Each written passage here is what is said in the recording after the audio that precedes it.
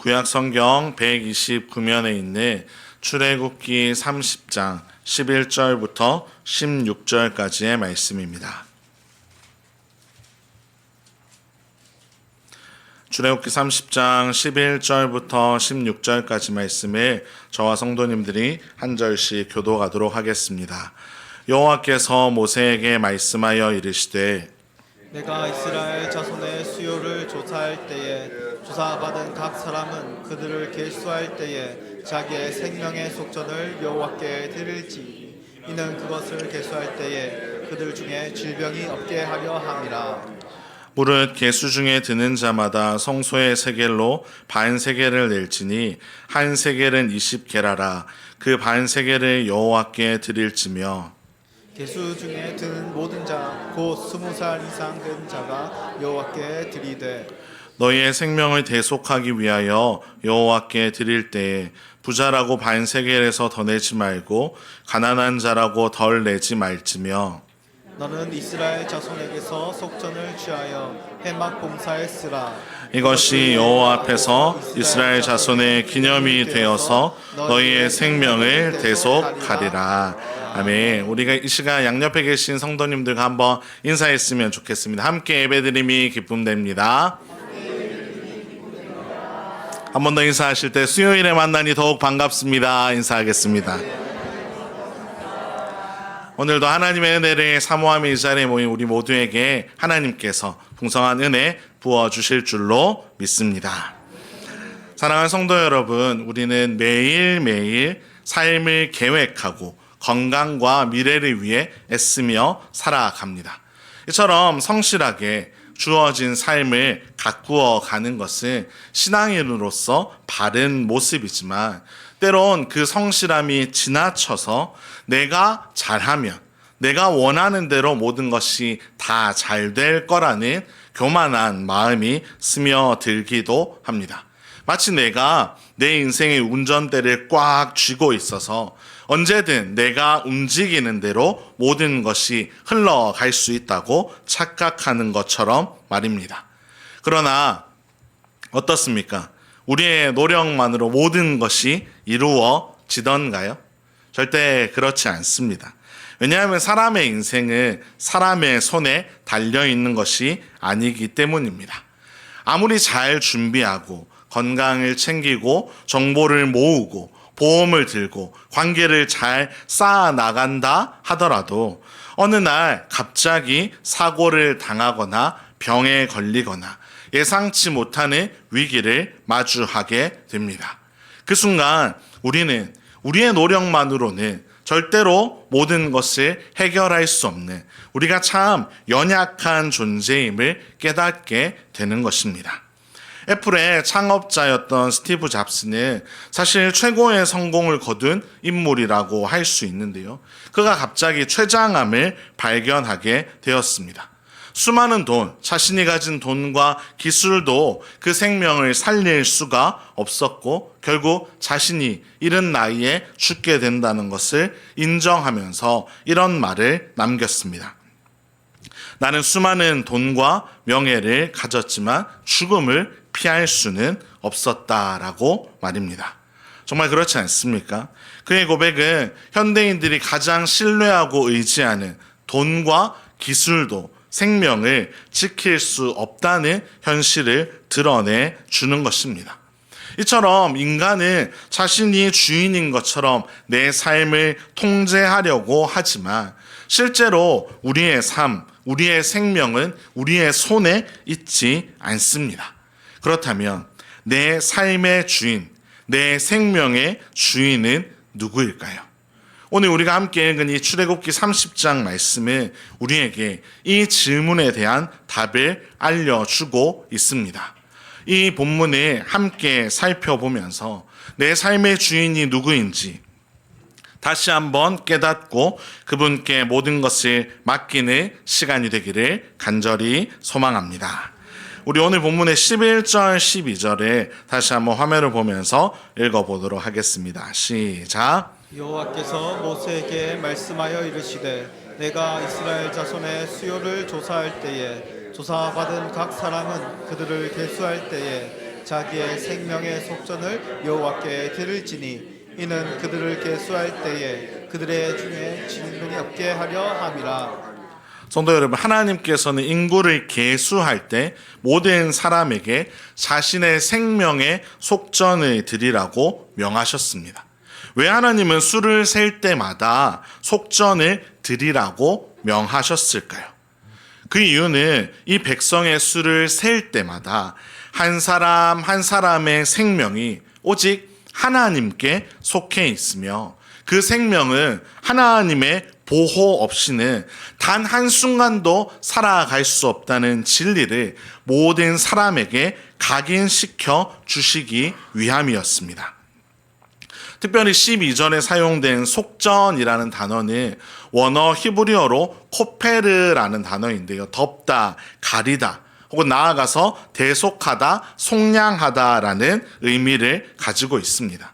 마치 깨진 그릇을 메우거나 죄로 더러워진 것을 깨끗이 덮어서 가리는 것을 의미합니다.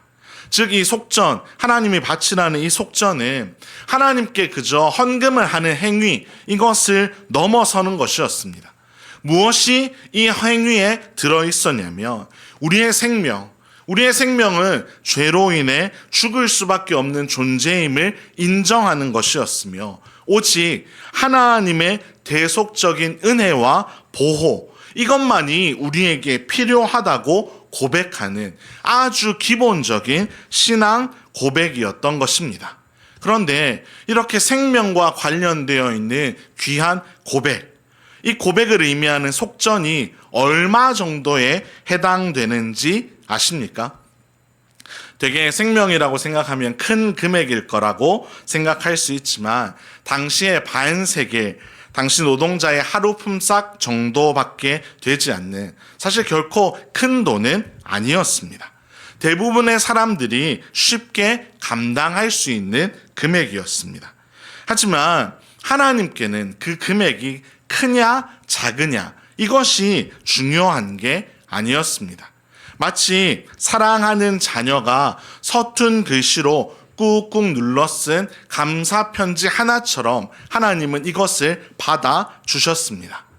저희 아들 이준이가 가끔 저를 위해 그림을 그렸다거나 편지를 썼다면서 종이를 가져올 때가 있습니다. 근데 그것 자체가 대단할까요? 결코 그렇지 않습니다. 그냥 대부분 낙서입니다. 아무 형체도 알아볼 수 없는 낙서. 하지만 그것을 받는 저의 마음은 어떨까요?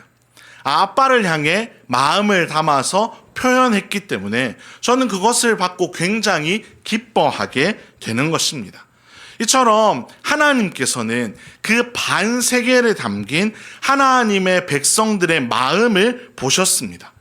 그 의미를 보셨던 겁니다. 하나님, 나는 내 것이 아닙니다. 나는 하나님의 것입니다. 나는 내 생명, 내 삶 하나도 내가 지킬 수 없습니다. 이 겸손한 고백을 하나님은 원하셨고 바치기를 기뻐하셨던 겁니다. 성도 여러분, 이것이 오늘 살아가는 우리의 고백이 되기를 간절히 소망합니다. 저를 따라서 한번 고백해 볼까요? 저는 주님의 없이는 단 한순간도 살아갈 수 없습니다. 저는 주님의 은혜 없이는 단 한순간도 살아갈 수가 없습니다. 저는 이 고백이 우리의 삶에 계속될 수 있기를 간절히 소망합니다. 오늘 본문의 13절부터 15절을 우리 한번 화면을 보면서 읽겠습니다. 시작. 무릇 계수 중에 드는 자마다 성소의 세겔로 반 세겔을 낼지니 한 세겔은 20게라라. 그 반 세겔을 여호와께 드릴지며 계수 중에 드는 모든 자 곧 20살 이상 된 자가 여호와께 드리되 너희의 생명을 대속하기 위하여 여호와께 드릴 때에 부자라고 반세겔에서 더 내지 말고 가난한 자라고 덜 내지 말지며. 아멘. 하나님께서는 여기에서 속전을 명하실 때 부자라고 해서 더 내지 말고 가난하다고 해서 덜 내지 말라고 명하십니다. 어떤 이들은 부자가 좀 더 내고 가난한 사람들이 좀 덜 내는 것이 좋지 않냐라고 생각할 수도 있습니다. 하지만 여기에는 하나님의 분명한 의도가 있습니다. 부유한 자, 그리고 가난한 자, 또 힘 있는 자, 힘 없는 자, 이 모두가 하나님 앞에서 동일하게 귀한 생명이라는 사실입니다. 또 나아가 모두에게 하나님의 은혜가 동일하게 필요하다는 것을 하나님은 여기에서 드러내고 싶으셨습니다. 성도 여러분, 하나님께서는 우리 모두에게 모든 인간의 생명이 동일하다고 말씀하십니다. 하지만 우리는 어떻습니까? 우리는 종종 사람을 평가할 때 그 사람이 가진 지식이나 재산이나 또 사회적인 지위 같은 모습으로 그 사람을 가치를 재곤합니다. 소위 말해서 잘 나가는 사람들이 더 귀하다고 판단하며 그렇지 않은 사람들을 무시하고 그렇게 할 때가 참 많습니다. 이렇게 사람의 겉모습, 사람의 외형을 가지고 비교하고 판단하던 모습은 우리가 성경 속에서 바리새인들이 보여준 모습과 참 많이 닮아 있습니다. 누가복음 18장에 보면 바리새인과 세리가 성전에 올라가 기도하는 장면이 나옵니다. 그런데 바리새인이 이렇게 기도합니다. 하나님, 나는 다른 사람과 같지 않음을 감사합니다. 특히 이 세리와 같지 않음을 감사합니다 라고 기도했습니다. 그는 기도하면서도 내 의로움, 나의 탁월함, 나의 특별함을 드러내면서 동시에 다른 사람을 깎아내며 하나님 앞에 나아갔습니다. 마치 우리가 속으로 하나님, 나는 저 사람보다 낫죠. 하나님, 나는 저 사람보다 귀하죠 라고 생각하며 그들을 정죄하고 비난하고 판단하는 모습과 많이 닮아 있습니다. 성도 여러분, 우리는 반드시 기억해야 합니다. 하나님 앞에서 누가 더 의로운가? 이것을 판단할 권리는 우리에게 없습니다. 하나님 앞에서 모두는 동일하게 죄인이며 하나님은 이 모든 죄인들에게 하나님의 은혜를 베풀어 주십니다. 하나님을 내 아버지라고 고백하며 예수님이 내 구주라고 고백하는 이들에게 하나님은 차별 없이 은혜를 베풀어 주십니다. 속전을 낼 때에 누구는 더 내고 누구는 덜 내고 하나님이 차등을 두지 말라고 하신 이유는 하나님 앞에서 우리 각 사람 한 사람이 너무나도 동일한 존재라는 것을 기억하도록 하시기 위해서였습니다. 하나님은 액수를 보시는 것이 아니라 그 안에 담겨 있는 의미, 나는 하나님의 것입니다. 내가 하나님의 은혜로 구원받았듯이 내 옆에 있는 사람도 그러하다고 동일하게 고백하며 살아가라고 하나님은 우리에게 말씀하고 계십니다. 이 놀라운 은혜가 그리스도의 십자가로 이어지고 있습니다. 그리스도의 십자가 역시 모두에게 동일하게 부어지는 은혜입니다. 그리스도의 십자가를 믿기만 하면 하나님은 우리를 당신의 자녀 삼아주시는 놀라운 특권을 모두에게 허락해 주십니다. 사랑하는 성도 여러분, 속전이 모든 사람에게 동일했듯이 예수 그리스도의 보혈, 그 은혜가 우리 모두를 위한 것인 줄로 여러분 믿으십니까? 십자가 앞에서는 여러분 누구도 더 낫지 않고 누구도 더 모자라지 않습니다.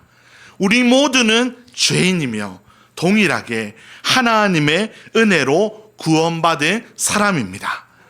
이 값없는 은혜를 받은 우리는 다른 이들을 정죄하거나 비난하는 일을 그만두어야 합니다.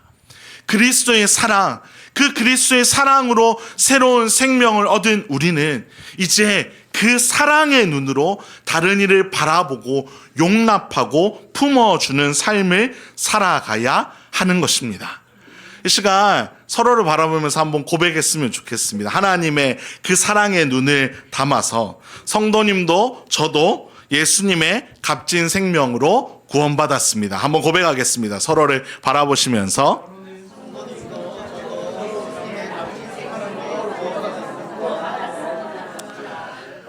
주 안에서 사랑하는 성도 여러분, 우리가 받은 은혜는 나에게만 필요한 것이 아니라 우리가 만나는 모두에게 필요하다는 것을 알고 우리의 삶을 통해 그들에게 이 은혜를 흘려줄 수 있기를 간절히 소망합니다.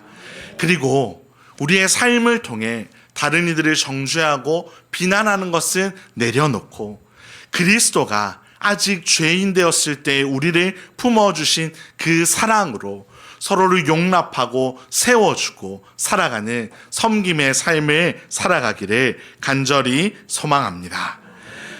오늘 우리가 살펴보는 이 속전은 사실 고대 율법에 머무르는 한 조항이 아닙니다. 이것은 바로 우리의 인류의 구원자 되시는 예수 그리스도, 그 예수 그리스도의 복음을 보여주는 예표입니다.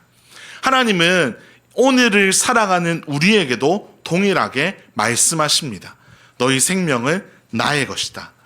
내가 나의 독생자 그리스도를 통해 값을 치렀으니 너희는 나의 것이다 라고 말씀하고 계십니다. 마가복음 10장 45절은 우리에게 이 진리를 너무나 잘 보여주고 있는데요. 우리 화면을 보면서 함께 읽어보겠습니다. 시작. 인자가 온 것은 섬김을 받으려 함이 아니라 도리어 섬기려 하고 자기 목숨을 많은 사람의 대속물로 주려 함이니라. 여기에 대속물이라는 단어는 헬라어로 위트론이라는 단어인데요.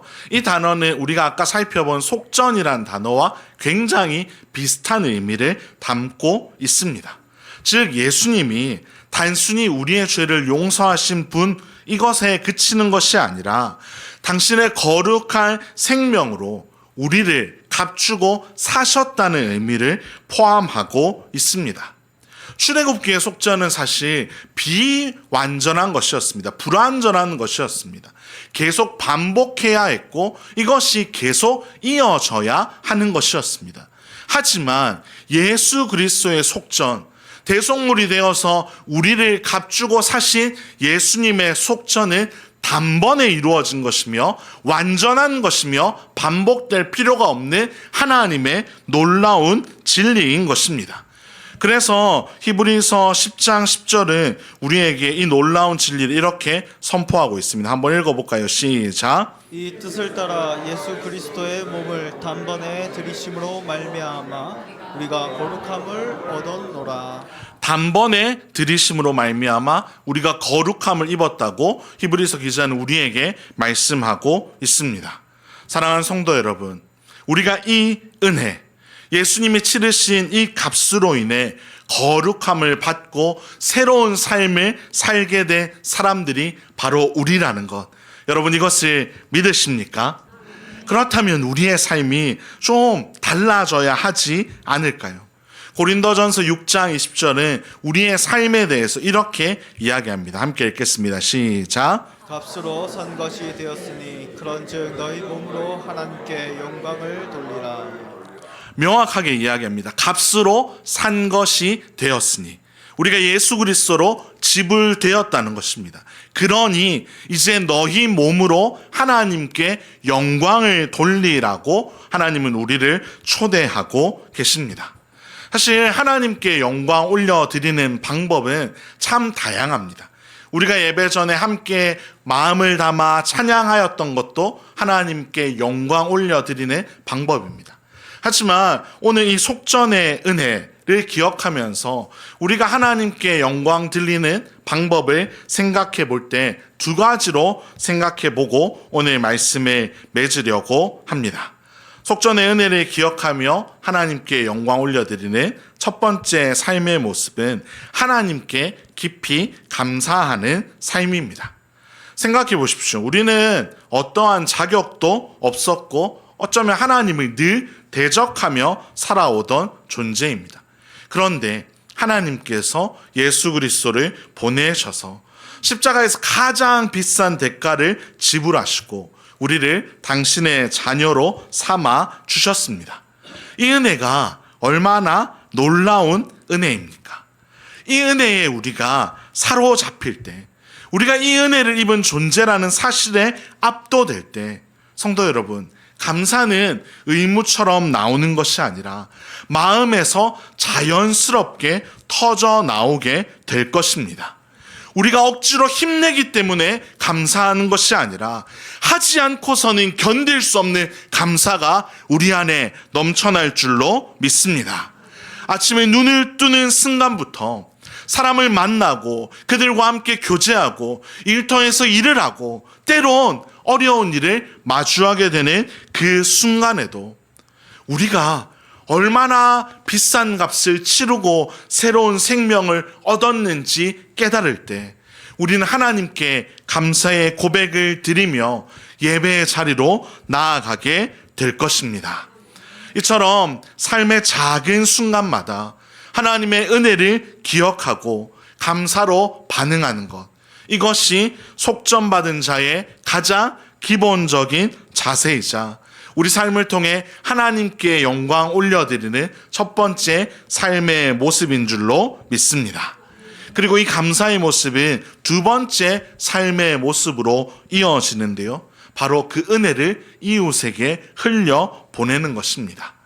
마태복음 18장에 보면 예수님께서 1만 달란트 빚을 탕감받은 자가 100데나리온 빚진 자를 용서하지 않은 비유를 들려주십니다. 사실 1만 달란트, 어마어마하게 큰 액수입니다. 왕은 이 빚을 다 탕감해 주었습니다. 그런데 이 탕감받은 사람이 자신에게 빚진 사람이 생각난 겁니다. 그 사람, 그저 자신이 탕감받은 빚과는 비교할 수 없이 작은 빚을 빚진 동료를 용서하지 않고 옥에 가두어 버립니다. 그리고 왕의 진노를 사게 되는 것입니다. 사랑하는 성도 여러분, 이 비유 속에 1만 달란트를 빚진 자, 이것이 우리 자신인 줄로 믿습니다. 우리가 우리의 힘으로는 도저히 감당할 수 없었던 그 죄의 무게를 하나님은 감당해 주셨습니다. 우리가 이 은혜, 우리가 탕감받은 것이 얼마나 큰 것인지를 깨달을 때 다른 사람이 우리에게 빚진 이 작은 것을 우리는 사소하게 볼 수 있는 줄로 믿습니다. 용서라는 것이 내가 관대하기 때문에 이루어지는 것이 아니라 내가 받은 은혜가 너무 크기에 이 은혜 때문에 자연스럽게 흘러가는 것임을 우리가 믿으며 살아갈 수 있기를 간절히 소망합니다. 하나님은 우리에게 물으십니다. 너희가 받은 은혜를 기억하며 살아가고 있는가? 너희를 살린 그 놀라운 사랑을 누구에게 흘려주고 있는가라고 하나님은 오늘 우리에게 물으십니다. 성도 여러분, 그 은혜를 흘려보내며 살아가기를 간절히 소망합니다. 내가 만나는 수많은 사람들, 내 마음에 들지 않고 늘 내 마음을 상하게 하고 나를 속상하게 할지도 모르지만 그들을 예수 그리스도의 사랑으로 품고 그들을 귀하게 여겨줄 수 있기를 간절히 소망합니다. 특별히 이 시대 가운데 소외받은 이들을 향해서 하나님의 사랑으로 그들에게 다가가서 그들을 품고 섬겨주는 우리 모두가 되기를 간절히 소망합니다. 성도 여러분, 이 사랑을 흘려보내주는 것, 하나님께 감사하는 것, 이것이 은혜 받은 자로서 우리 안에 드러나야 할 자연스러운 반응입니다.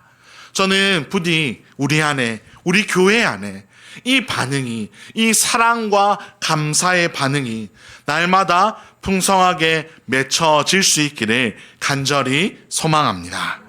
오늘 이 말씀을 통해 저와 여러분이 우리 인생의 주인이 내가 아니라 하나님이시라는 것을 철저하게 깨닫고 다시 한번 고백함으로 온전히 주님만을 의지하는 인생을 살아갈 수 있기를 간절히 소망합니다. 나아가 그 귀한 생명을 받은 우리가 하나님이 우리에게 맡기신 삶의 자리자리에서 우리의 삶을 통해 하나님께 영광 올려드리는 인생이 되기를 주님의 이름으로 축원합니다.